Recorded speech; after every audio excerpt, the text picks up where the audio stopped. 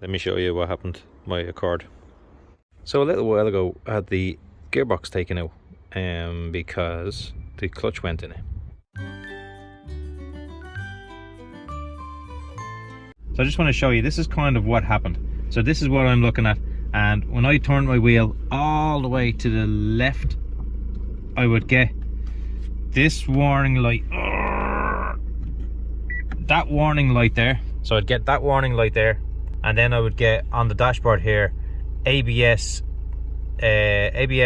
issue check system, and then I would have VSA issue check system, and also TSA system check issue check system.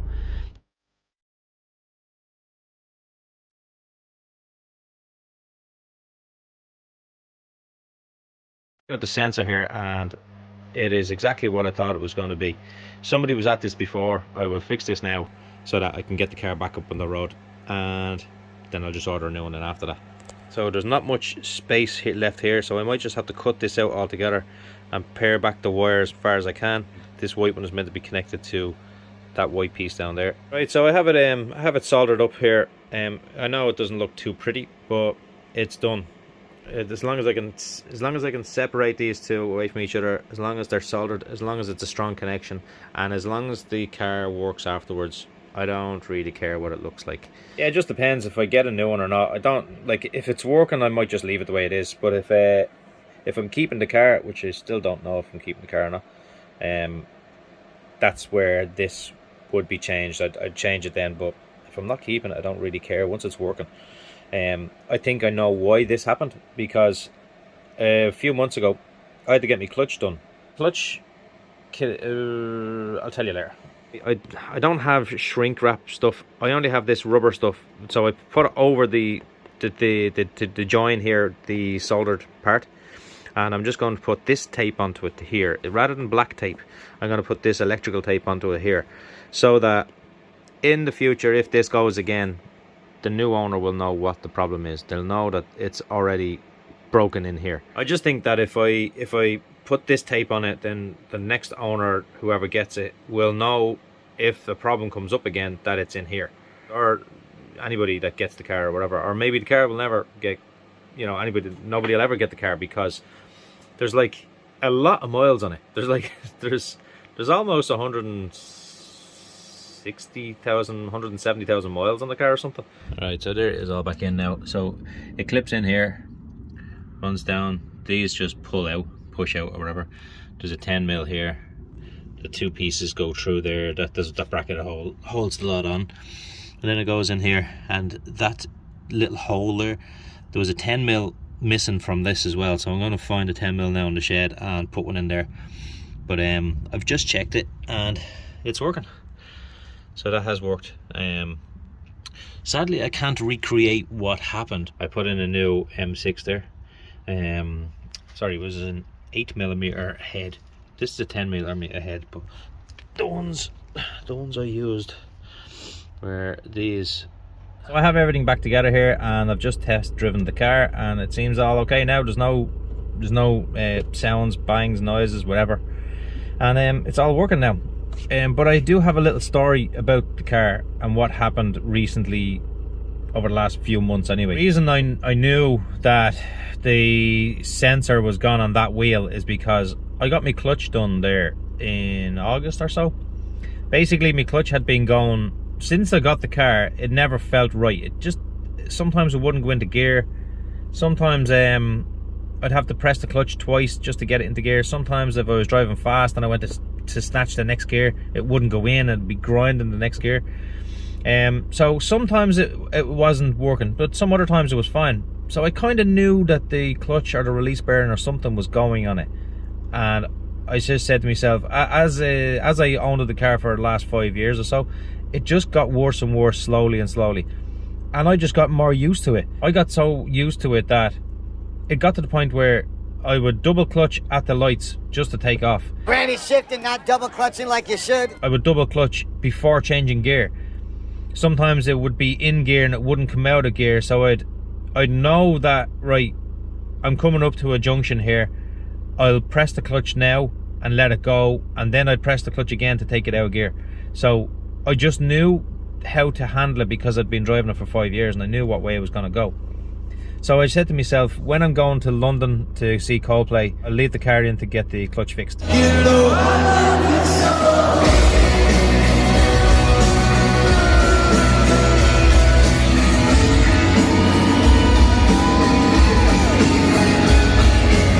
Happy days, grand. I went to London, he took the car in, and he rang me while I was in London and said, there's a problem. Your clutch and your flywheel are gone. And he sent me a video of the flywheel.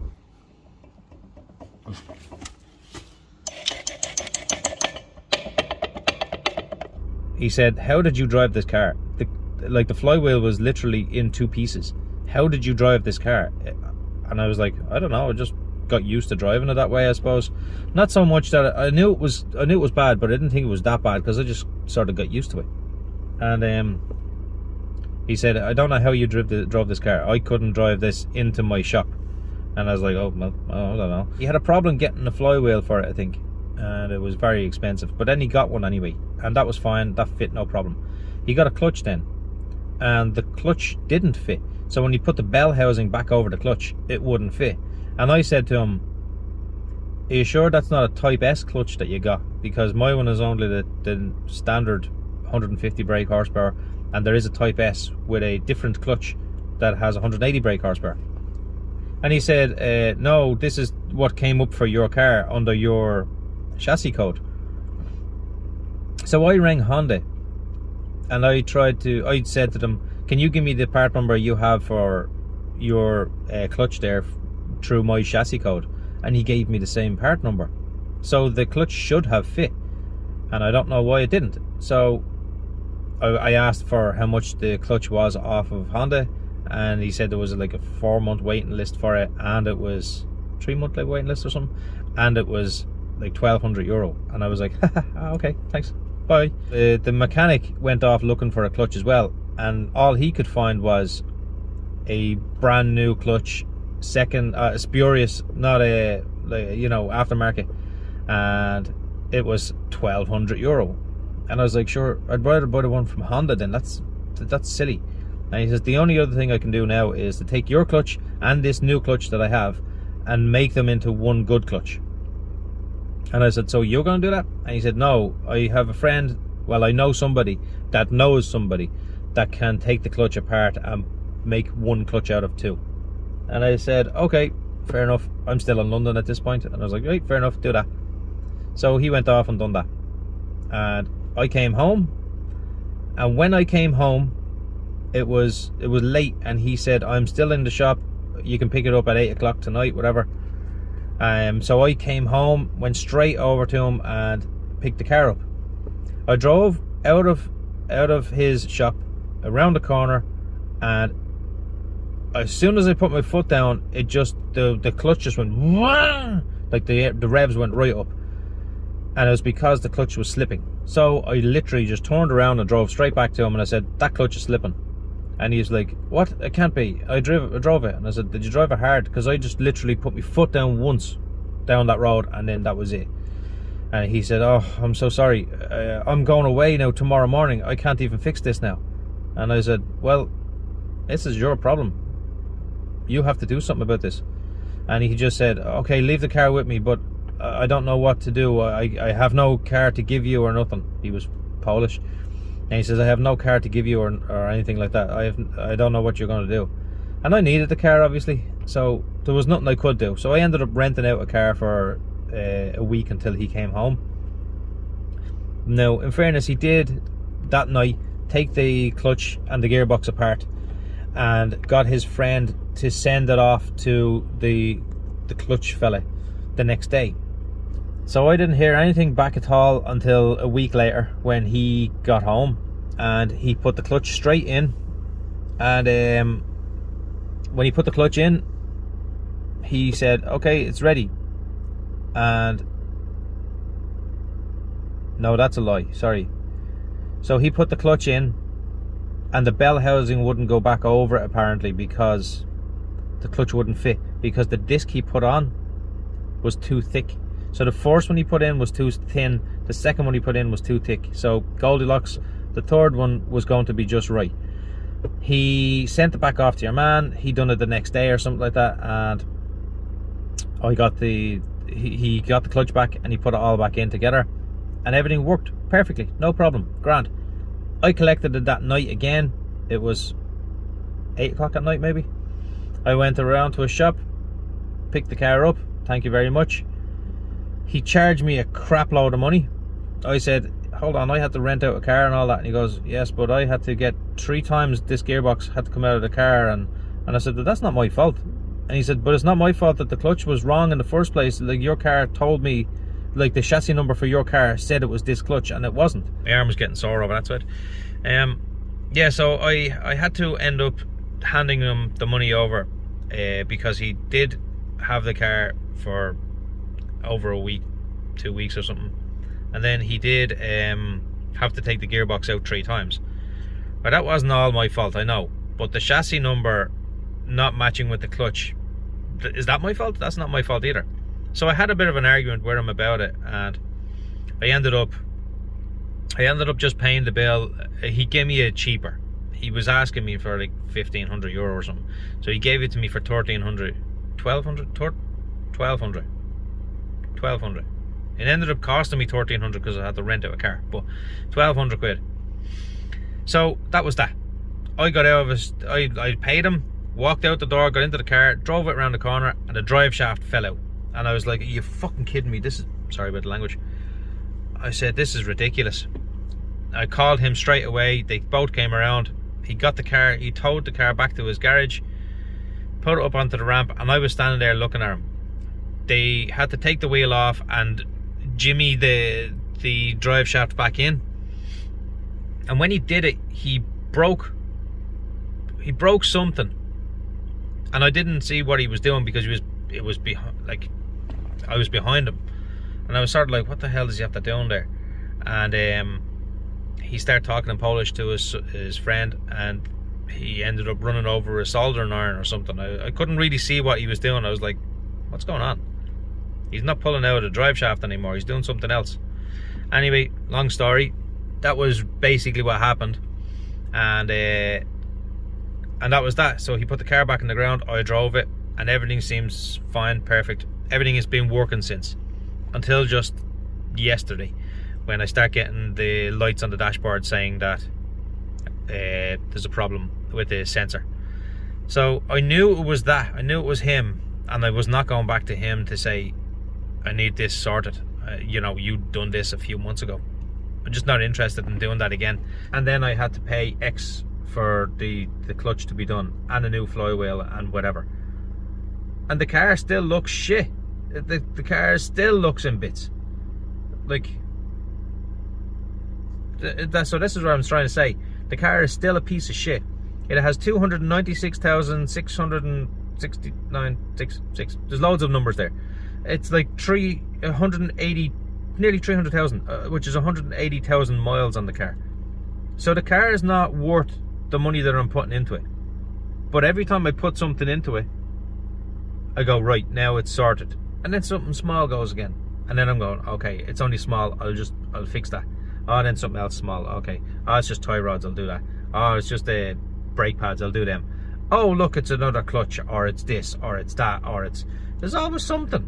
Like, the car is costing me a fortune just to keep. This is what I'm trying to say about the whole fact that will I even keep this car? This is why I don't have my bumper kit on the car. Because I've always got to that point of, sure, I'm fixing it again. What's the point? I'm fixing it again. All the money that I'm putting into it, and all I'm doing is maintaining it. Like, almost every month now I'm putting some money into this car. And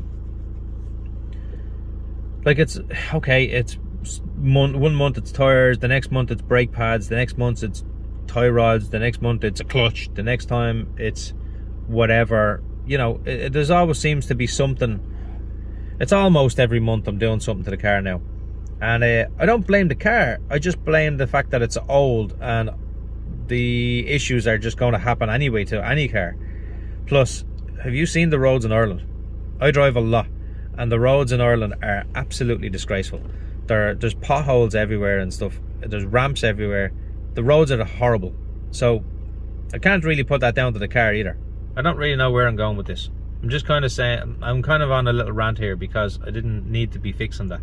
Like, if he'd have fixed it right the first time, then I wouldn't have to fix that sensor today. But at least I got that fixed today. At least it went a little bit smoothly. I think I will probably get a sensor anyway. I don't know. Like I said, as I said, the car has 300,000 kilometers on it, 180,000 miles. It's not really worth replacing the sensor and replacing this and getting this and putting a new body kit on it and all this stuff. It's not worth it. As much as I really want to put that body kit on, I can't justify paying, like, spray painting it, putting it all on, paying somebody to do that because I can't spray paint. I can't justify doing it all because I'm sort of saying to myself, what is the point? Because the car is not worth it. The car is just falling apart slowly, and if I keep putting money into it, then I'll just want to keep it. But I already have other cars that I should be paying attention to more than this. This is just my daily car, and I'm throwing money at this thing where I could be throwing it at me Prelude. So I'm kind of on the fence with keeping this car at all. I don't know. I'll see. I'll have to see about what I'm going to do with it. But for now, I'm keeping it. Me mum likes it, so I'm happy with that. Will I not keep it? Will I keep it? Will I not keep it? Will I keep it? I don't want to keep it, but I do want to keep it. Not really.